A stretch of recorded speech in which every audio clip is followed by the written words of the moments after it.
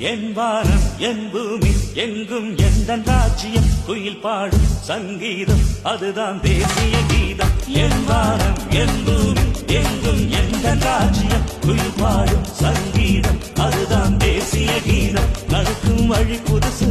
ரசிக்கும் மனம் புதுசு வாழ்வேன் 1000 வயசு வானம் எது